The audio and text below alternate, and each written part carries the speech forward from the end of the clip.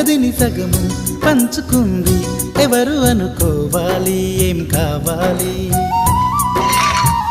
మదిని బరువు పెంచుకుంటూ ఎవరికేం చెప్పాలి ఏం చేయాలి అసలు తను ఎలా ఉందో ఏం చేస్తుందో ఏమోలే